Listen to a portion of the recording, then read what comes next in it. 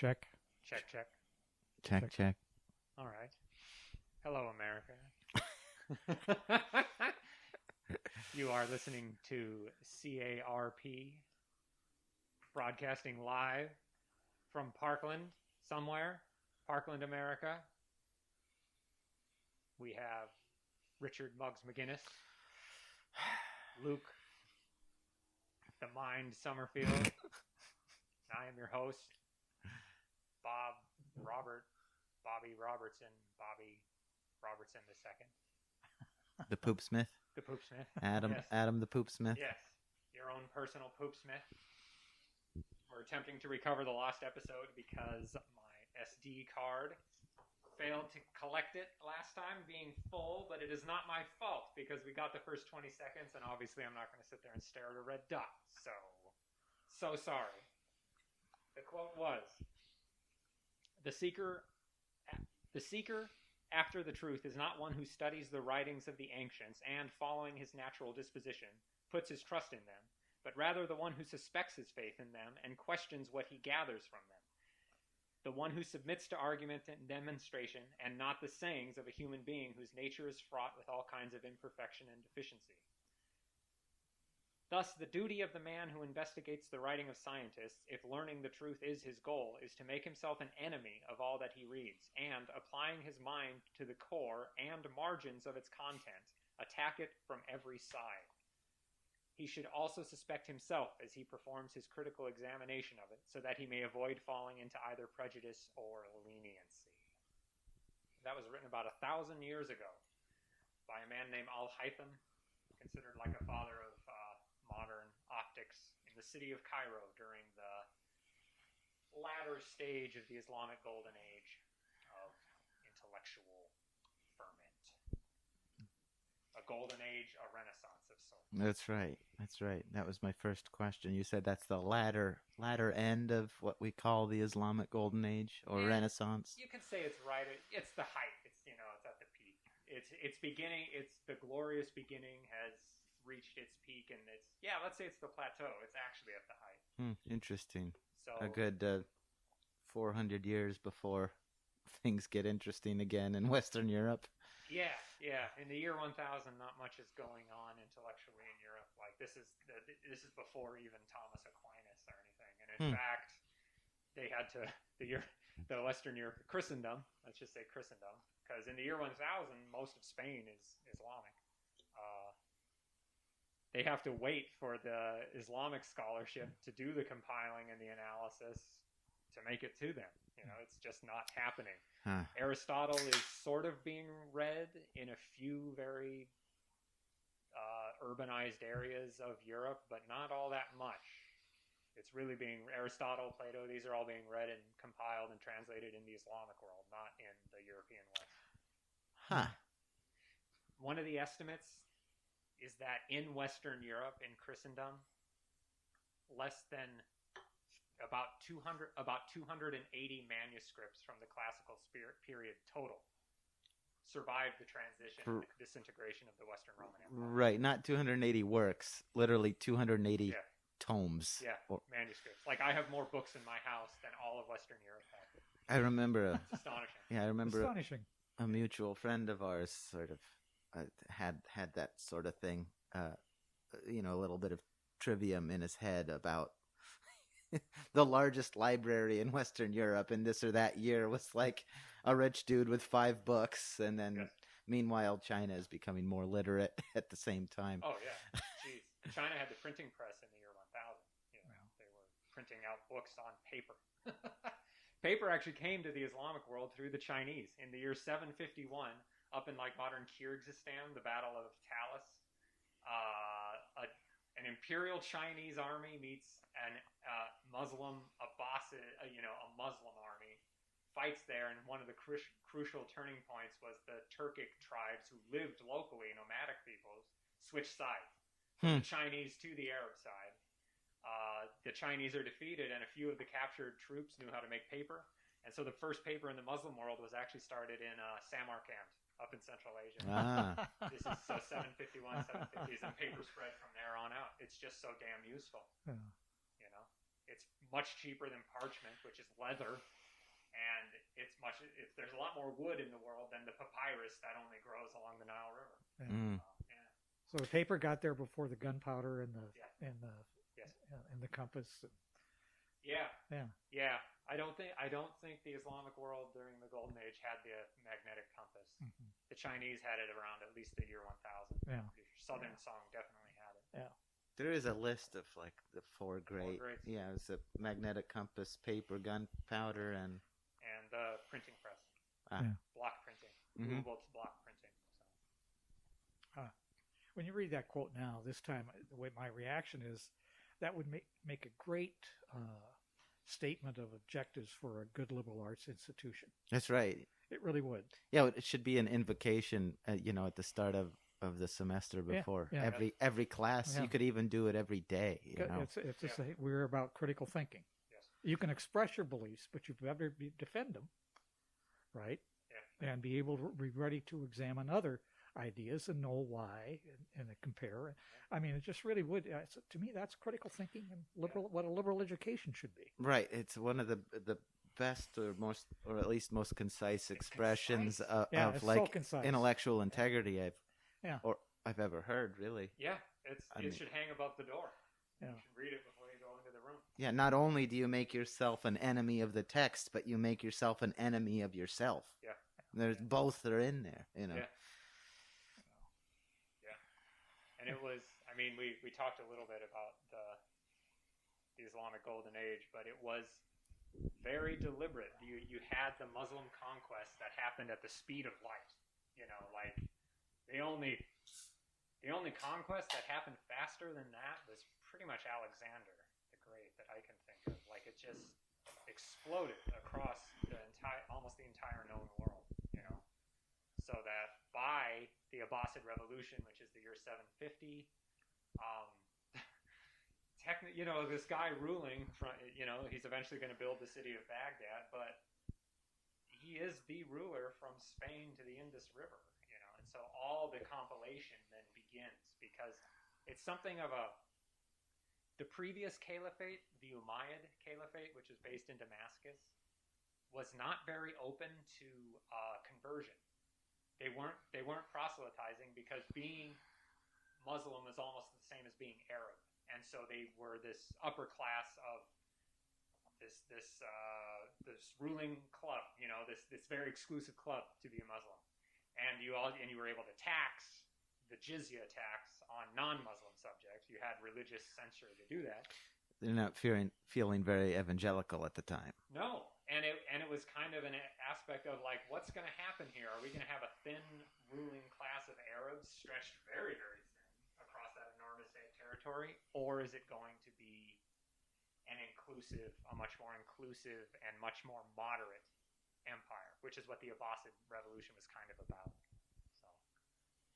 So when they did that, it opened the floodgates of all this learning from all these ancient centers: Persia, Egypt, Byzantium, Babylon, all of it. And then they had contact with the learning of India,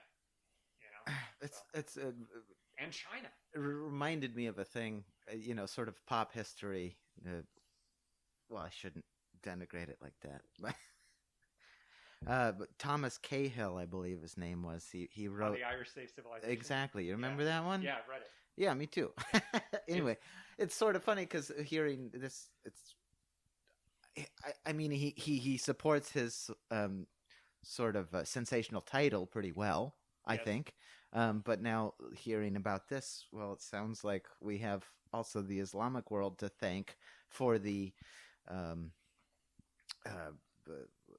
maintenance of this learning, of this Western, of the Western thinkers. Oh, we can gobble it up, translate it, and eventually it comes back.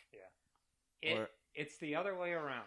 Cahill overblows it. It's more likely, it's more accurate to say the Arabs and Muslims saved the Muslims, not the Arabs, saved civilization, and the Irish helped a little bit. Okay, yeah, right.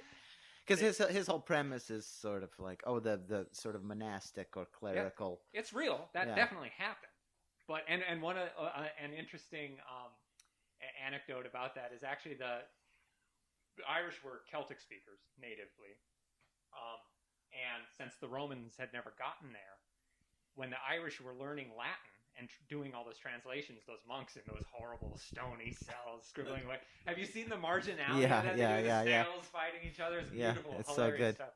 A lot of it very body. Yeah, yeah. There's one that's like a nun picking penises off of a tree. It's hilarious. Just bored. Yeah, yeah. But they were learning Latin as a second language, whereas people on the mainland, the monks of like Cluny in France or things like that, or the monastic orders on the continent, thought that they were speaking Latin as a native language, even though they weren't. It was morphing into French Wow. or English. And so the Celtic Irish monks, their Latin was very good. Where it was like kind of diluted on the mainland. So they would come and talk to somebody in France who's like, I know how to speak Latin. He's not. He's speaking this sort of pidgin or Creole. Creole. Yeah. It has Latin in it, but and here's this Irish monk who knows it, very well, but only as a second language. I mean, that's such a nice parallel. I'll have to read that book. I haven't read it. Yeah. Man. The title is interesting. unfortunate. It's overdrawn. The Irish Save Civilization. Yeah, well, I mean, that's the reason I didn't. Yeah. Probably didn't read it. Yeah. It's interesting though. No, it's a good book. Right. It's sort of. I mean, I only read it once, and it was a long time ago. But he sort of paints this picture of, libraries being burned on the continent. Meanwhile, you've got these pious monastics in Ireland scribbling away, copying the text they Drawing have. penises on trees. Exactly. Yeah. And again, just transcribing, like we were talking about Bach and Vivaldi. Yeah. But that's such a nice parallel to what we were talking about outside last time. It's just how sort of occasionally the converts get the thing more pure. Yeah, and a bit more fanatic. Exactly. You have to prove yourself. Right. In a way.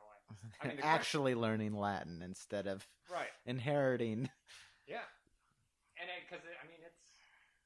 that's not a bad way to think about it, because the Irish had to say, no, we are Christian.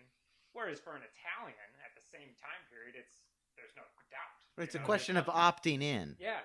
I don't have to prove myself. I live in the city of Rome. Of course I'm Christian. It doesn't matter what my lifestyle is. It doesn't matter if Ten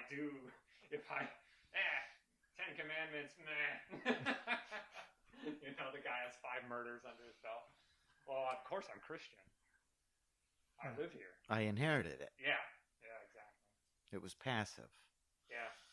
I mean, the question becomes, and I'm sure I forget how Cahill goes about this, but how did the Irish get those documents in the first place? Right. Because I think he does spend a chunk of the book talking about the historical St. Peter. Sure. St. Peter or St. Patrick? St. Patrick. Sorry, St. Patrick. Oh, Sorry. St. Patrick. Who was like a adolescent captured slave or something? Yeah. Captured as a slave. So the Roman legions were withdrawn to fight a civil war on the mainland in 408 or 406, something like that. 408, the Rhine it's the same year that the Rhine froze.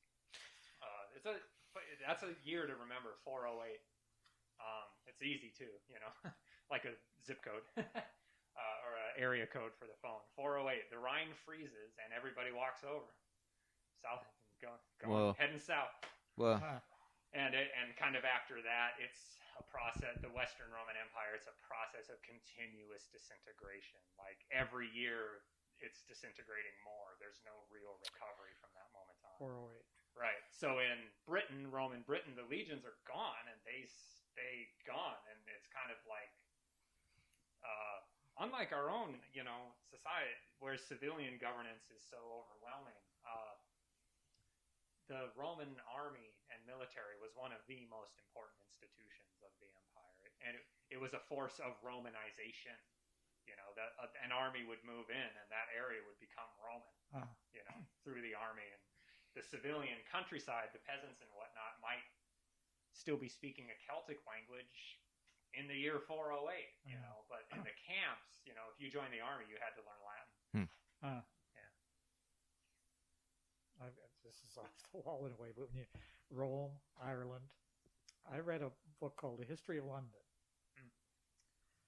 and it was sort of a fictionalized account of the history. I mean, it was of the history of London, but what I didn't realize was that the Irish with red hair were very popular as slaves in Rome, according to this book. Yeah.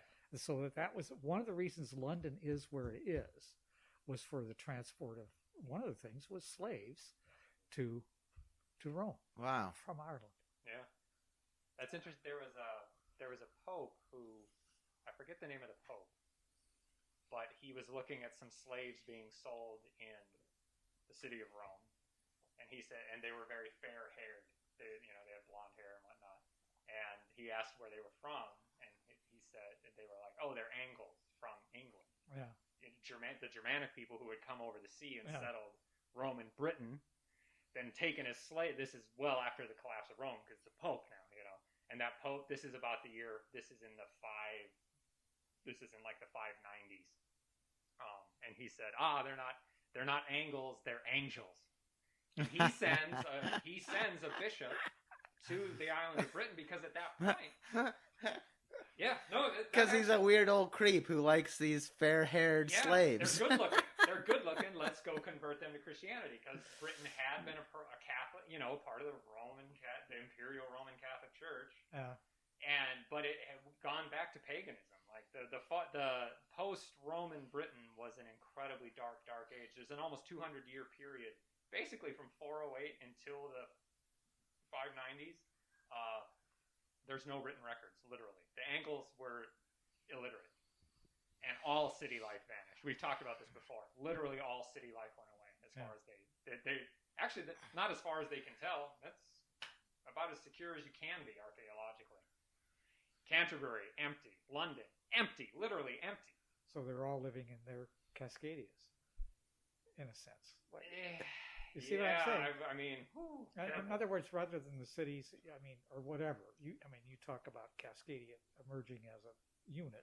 Yeah. This is where the people went into those sort of local, very local, ecological areas, in a sense. They went back to the countryside. Yeah, you could say that. There were, and I mean, it was a very, very dark age in Roman Britain. Darker than Frankish Gaul, much darker. It's better to live under the Merovingians, it seems. Yeah. They were slightly more connected to world trade and whatnot, but good fucking Lord. Yeah. The 600s? What happened? Name me something that happened in the 600s in Christendom or Western Europe. Yeah. This has been very definite. This is what it means for it to be a dark age. Because there's no written record. No written record, and what political development happened that even matters. Yeah. I know we're talking about collapse all the time, but what happened during the 600s? A bunch of people killed each other and died young, and didn't do anything else. There's no buildings from then. Yeah. Whereas China, Christ, the Tang, the Islamic world, golden age. Yeah. Well, how long does the golden age last? The Islamic golden age, they say, is roughly 500 years. Okay. Basically 750 till the Mongol sack in 1258.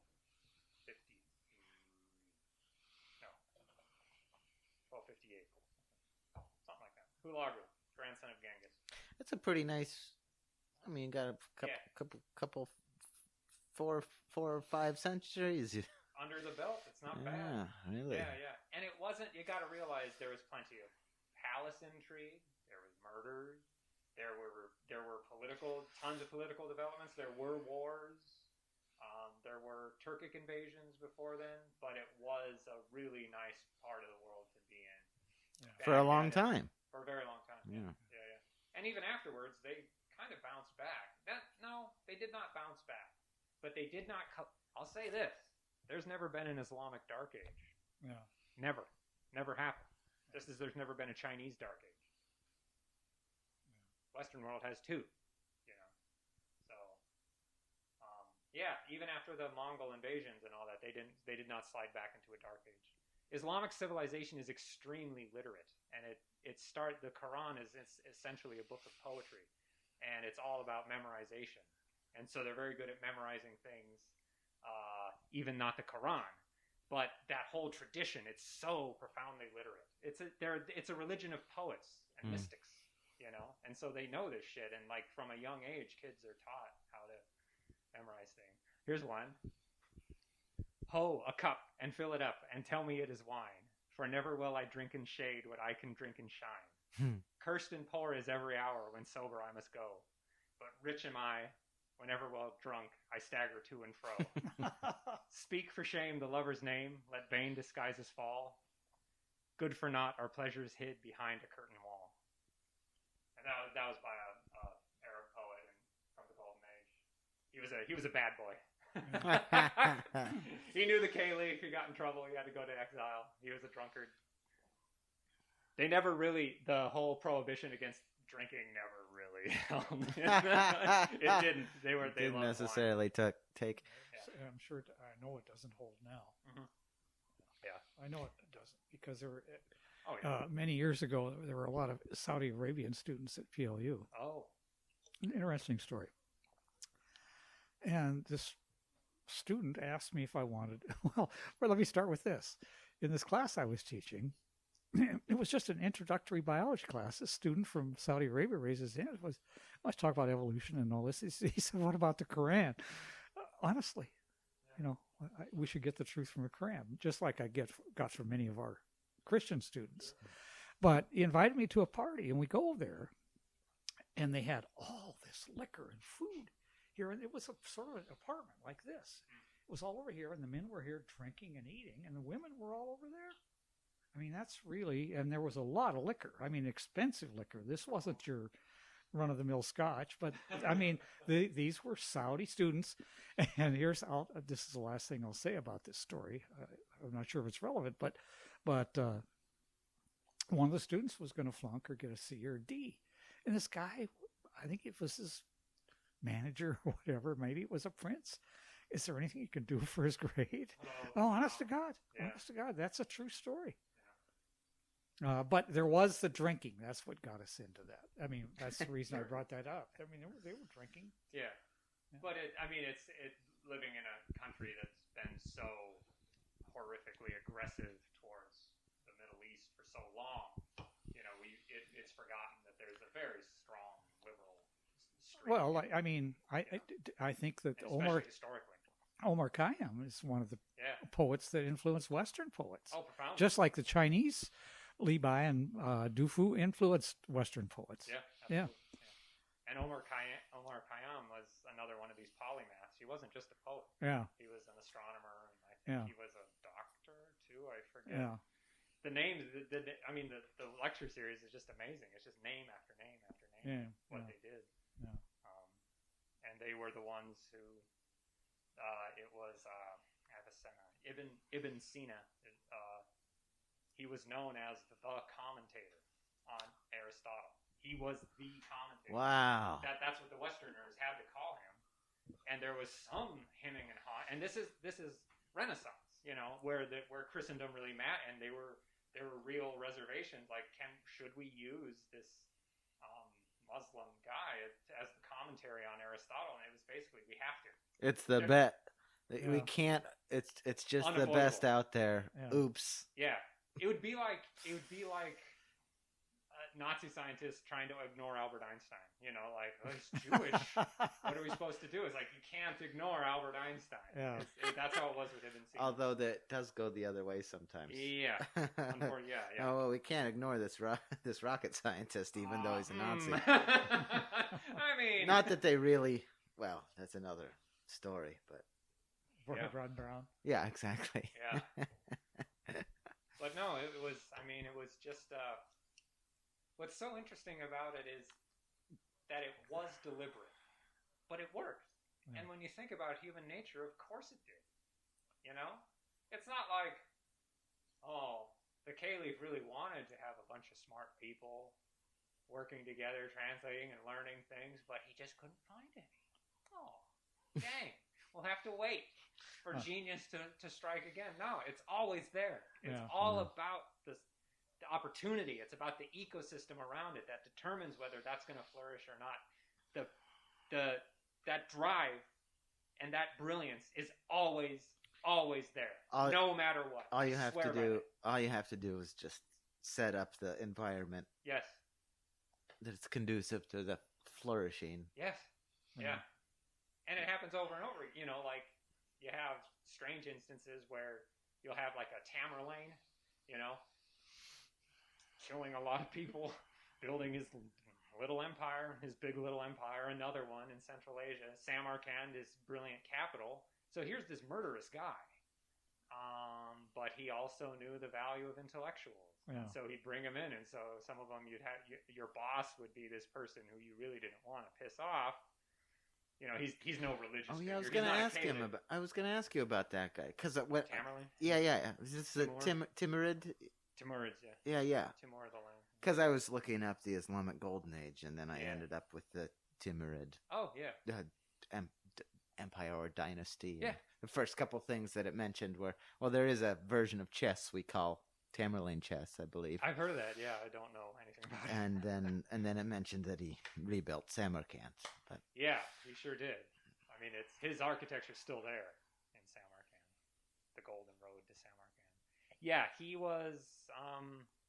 He wanted to do what Genghis had done 100 years before, roughly, and kind of, you know, another one of these Central Asian conquerors who starts that process rolling. It's part of the ecosystem of Central Asia because you have the dynamic of these fairly.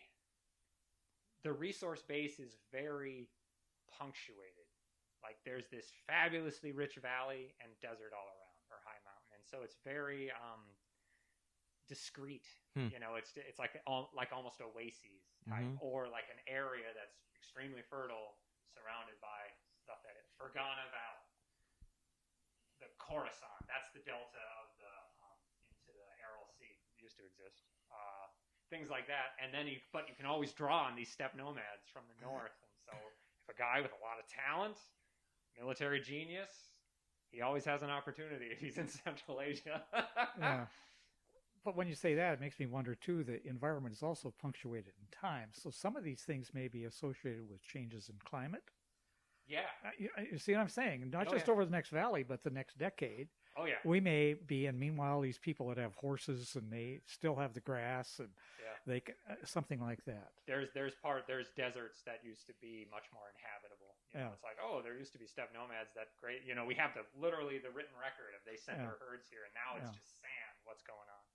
And also the technological development. So you get the stirrup, you get the high back saddle, you have a cavalry that can do a lot more.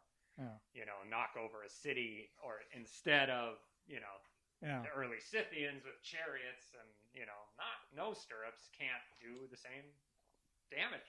You know? So it does matter a lot, time and environment. And the stirrups came from Mongolia, I mean, I think. Or maybe China. Or China. I think it was actually China where the stirrups were invented, which makes... I mean, the horse was the tank of its time.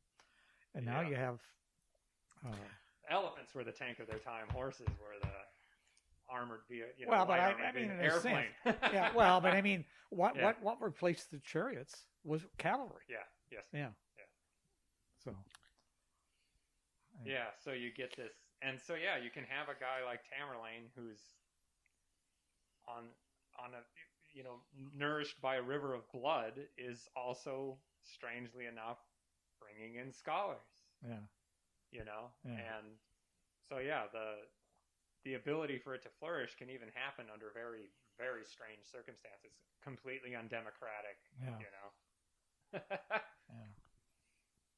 Look at the Renaissance popes. They just threw money at all those Leonardo, Michelangelo, all those great artists. Just, here you go. Yeah. And those Renaissance popes were some of the most horrific humans you've ever met. The Borgias? Are you fucking kidding me? What? Yeah. An incestuous love triangle between father, daughter, and son? 3-way? Eesh. Eesh. Woof. Yeah. What were the why did the popes feel inclined to throw money at artists? It was, I mean, part of it was they were competing with other secular princes in Italy. There was so much wealth flowing into Italy during that time. Did it feel like I remember it's sort of a smaller example, and maybe it's inappropriate, but I remember talking to I think my boss, or I was reading about organ building or something. And it's almost an economic investment in your town or village to spend the money to build an organ in a church, because it literally brings people in. Like, Sure. it can be not exactly a It'll pay tourist for itself. attraction, but Yeah. and when I say it, it sounds so sort of hard to believe, because they're not a small thing to No. put together, especially before electricity. Right. But before electricity, that's the only music that person's going to hear. Right, so it might incentivize people to settle in that region or that town, I guess, and then you can tax and tie. Tourist dollars? Yeah, Tourist People dollars. travel, maybe. they gotta Yeah, spend it. yeah. They part, if you So travel, is you're that- parting with your liquidity. Yeah, so I think there's some at least fraction of that where it's sort of considered an investment. It's the same thing with the popes throwing money at artists, or I mean, they're the popes. They don't have to. They already have the revenue of the Yeah. church and all that. So I would say no. It was prestige. It was, and at a certain point, So is that- in a competitive environment, things get out of hand. right. Well, So And even they got out of hand, and now we have the Sistine Chapel. So right. I'll take it. Yeah. Yeah, and I think it is its status and compete. I mean, a billionaire doesn't have to make more money, but if there's another billionaire there, he wants to make more than that other billionaire. Or at least have something on him. Yeah. So Like, I mean, I'll hire this- I think that's a yeah. huge motivation in privileged people. Oh yeah. I mean, the person that's hungry just wants to get by, but I think that recurs again and again and again and again. Going back to the Islamic Golden Age, getting the best and brightest scholar became a prestige item. Yeah. If you were a really well-known scholar, especially like Ibn Sina and some of the others, you got offers from different rulers. You're being courted. Yes, literally. Like, come to me, come to Cordoba. Come to Yeah. Cordoba. Oh, and now the Caliph of Cordoba, even though he only rules Spain, he's I have a better scholar than the guy in friggin' Right. Baghdad. Right, like a phenom high school quarterback, Yes. or Yeah, you it's a know. draft. You're getting Right. drafted. Swear, and it Right, but they would it's even- send yeah. offers to a scholar. If Yeah. you study here, I'll give you this stipend. You'll have this many assistants, and I have a really good observatory. Right. Literally, yeah. They're And vying for. That's so funny. what a fabulous thing to vie for. Yeah. Of all the, the artists too, but man, But then you get these minds, like you open the quote with, yeah, that have that privilege of looking and thinking and having the time to do it. having the time and the opportunity. And so here you have that. So that you actually thinking about the quote, it reminds me of something from Darwin's autobiography. He said, everybody likes to attack a theory. That's what we should be thinking. That's what the scholars are. But what's really unfortunate in science is where people report a wrong fact. And people accept as facts lots of things that aren't facts. Yeah. But to attack the theory is critical thinking. Hmm. How do you think that? How do you know that? And this sort of thing. What are the implications? Basically, and it was in one sentence that Darwin says that in his autobiography. And that's the thing. Like you can get your offer from the Caliph. You can get paid the weight in gold if that's something you translated literally. The weight of the manuscript. Yeah. But if you don't have the discipline to actually know what you know and know what you don't know, it's all a sham. Yeah. Like you can have lots of big words and you can hold court and be charismatic and all this other crap, but you don't. Sorry, you're Yeah. not helping. You're not actually helping anybody else. All the perks have to fall away when it's the discipline of you and the universe, the way things actually are. Yeah. Yeah. And they did. I'm sure there were probably some charlatans. Anytime there's economic incentive, there's always a charlatan. Right. Yeah. Every time, without exception. That's for sure. But something is real when it invokes cheating. Something matters when people are willing to cheat to get it. If nobody's cheating, then it probably is unimportant or false. Yeah. But yeah, they were all Renaissance men, all those guys. Yeah. Polymath. Yeah. And the one guy, he famously, he got older and older in his study in his house in, I don't know, I forget where. I think it was Cairo though. He died when a stack of scrolls fell on him. No way. An old man, yeah. No way. I think that was Al-Jahiz, another guy. Well, I was just thinking of, this is off topic, but I was just thinking about the few anecdotally funny composer deaths. Oh, here we go. Louis Vierne, the French Romantic organ composer, he famously died on the organ. Ooh. I think he had wanted this, the post, the top job is being the like Notre Dame Cathedral organist, right? Oh, okay. Yeah. And he had this long career of sort of like professional frustrations, but he eventually got the gig. Okay. And it's this big 4 or 5 manual organ, right? He dies on it, and his body is slumped over on 4 to 5 manuals. Pressing a key. A key, No way. like 40 keys. The death chord. Right. So it's just His swan song. So I don't know if this is apocryphal or true or not, but I remember being told or reading somewhere that it took people running around like 10 or 15 minutes to find the key to the bottom of the, like, an organ loft is a loft. So Right. there's Yeah. stairs to it, Yeah, and yeah. oftentimes there's a door at the bottom. Okay. And so they were locked out. So his body is on this organ just honking away, and they have to run around 10 or 15 minutes to find the Beautiful. key to get That up has to be there. apocryphal. It's probably apocryphal. Yeah. But you gotta hope. Yeah, you Yeah. gotta hope. Yeah, I Oh, man. agree. The other good one, I think it was Lully. I can't remember if it was Lully or not. But he was conducting his orchestra, but he was using a big staff to bang on the ground to keep the orchestra on Oh, beat. wow. And he smashed his toe and got gangrene and died. Perfect. Yeah. I hope I didn't make that. I might be getting these things wrong, but anyway. There's something like even if Scrolls falling on you. That's a good way to go as a scholar. nobody gets out alive. You might as well die a cool death. I mean, Archimedes, like the Romans were taking Syracuse, and they were like told the soldiers, who are these country bumpkins, were told like, you got to capture Archimedes, and we got to put his brain to work in Rome, and like he wouldn't stop working, and they were like, "Where's Archimedes?" And he's like, "Fuck off." And they killed him. Oh, right. They killed the golden goose. Yeah. Yeah. Oh, man. Because he couldn't be bothered. Yeah. Leave me alone. I'm doing science. I love it. Yeah. So good. You can't say that to me. Yeah. Right? Some centurion. Hey, I'm in charge. Piss off. They'll remember my name. But yeah, it's always there. Always. Always, always. What's always there? The human brilliance.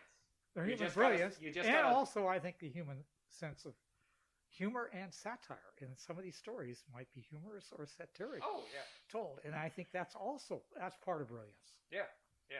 If you don't have a sense of humor, and if you're not willing to accept satire, I mean, really, your Yeah. culture's dead. Oh, boy. Yeah. Ooh, yeah. Well, given the current situation, I don't want to go into that. But, oh, man.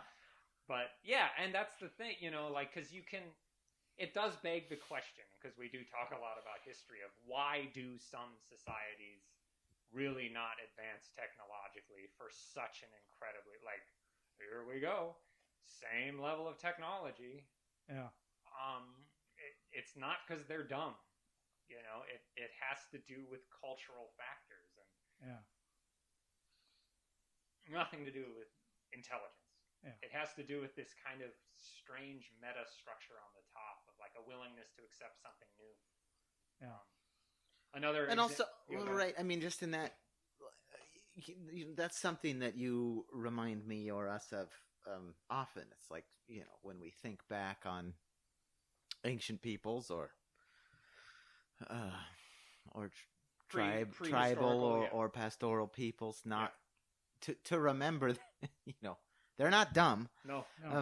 In the same way that humanity, Homo sapiens isn't the pinnacle of biological evolution. Like, Correct. Yeah. oh yeah, we bebopped around not inventing paper for a while because what we were doing was working in our niche. Yeah, it was just fine. Yeah. The space we occupy and the negative space around us, or vice versa, fit together. Yep. Like, There was nothing we've lacking. still got ants. We've still got But see, Bacteria. yeah. But this is where what the fascists do is say it's us. If they're on top, it's on top, and it has to do with our tribe or our race. Yeah. I mean, that's the story, and they're not just Germans. They're not Fascism just white. can strike anywhere. Yeah, it can strike anywhere. They're humans, and that's a part of human nature that scares me the most. Yeah. And I mean, here's another aspect of it. When we were discussing on a previous podcast about why don't we have the molten salt reactor yet, Yeah. and I got really vague. I was like, we have kind of a death impulse in the United States at the moment. Like, it's something to do with our culture and inertia and fear of the future, even though it's a fucking reactor that we built 50 years ago and it's literally still there. That's what I mean. It's culture, you know. Yeah. And it can get as nebulous as you want. Of like, why did it happen in this decade and not another? I don't know. You know, Yeah. It's worth looking into. Yeah. Here we are. Like, don't even. Okay, yeah. So the pre-literate societies didn't have a need for paper. Of course they didn't. They have no written language. Yeah. What would you write down on the paper? Draw pictures. You can do that in the sand or on a piece of bark. Okay. Here we are. We really need a carbon-free electricity source real bad. And we really need a lot more electricity real bad. And we're not doing it. And we will not. It will not happen in the United States. We're too far in debt at this point. Yeah. You know, culture, you know, what that thing with a capital C that says this is the path you go down, or this is what's acceptable and this is what's not. Here's your expectation. Here's what's normal and acceptable. Yeah. And also that thing, you know, obviously it's a big word with fuzzy edges, but also, you know, depending on how you want to paint the picture, the thing that one of the only things that is uniquely human as opposed to other critters, you know. Yeah. You can make an argument, well, the chimps might have a culture, the crows might have a culture. Yeah, right. Maybe even the pigs have a culture. Probably not. Right. But anyway, you know, it's like the only thing that if we're pretending that we as critters are distinct or interesting in any way compared to other critters, then this notion of culture is one of those ways, you know. Yeah, I'd say it's the way. The way, right. We're storytellers. You're not a shoulder blade. And it's not your pancreas that sets you apart from all the other beasts. You know, it's the fact that your social reality is your reality. Right. This is why even if you were in a body trapped coma, you know, where you can't even blink, but they could hook up a wire to your brain when you could interact with people online, say, so to speak, and like build an avatar, you know, a picture, you would still be fully human, even though you literally can't move your body. Right. So if our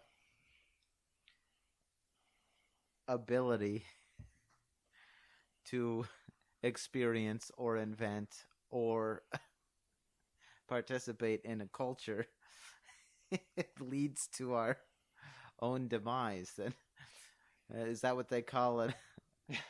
Evolutionary dead end? Like evolution invented culture, and then it turns out 50,000 years later it doesn't work very well. Whether that might be true, it might not. It's a question that has no answer and is irrelevant. It's totally irrelevant because you know what's eventually going to end? The universe. So the whole point is, how does a conscious mind interact with its universe? That is the question. Yeah. There is nothing else. And it's also the question is, what is culture? And I would argue that culture is, and what makes human unique is we create meaning. Yeah. And we create meaning that emerged. It's not meaning is out there. We create it. Mm. And we create it within a human evolutionary context where that chair doesn't mean anything. It has a history. It has Yeah. a use, and Yeah. somebody did it. But that meaning might have to do with, well, other people might intend to do this. Mm. And so this would be a self-selecting thing, but we create meaning, and what is the meaning? And every narrative puts their culture at the center. They tend to, but here's Yeah. the thing. Okay, the Islamic Golden Age. Yeah. They had very real reason to think that Allah was real Yeah. and had rewarded them Yeah. through the Prophet Muhammad and had rewarded their faith in a very material Yeah. way. Yeah. Oh my God. You doubt the Prophet? Look at our works. Look at what's happened.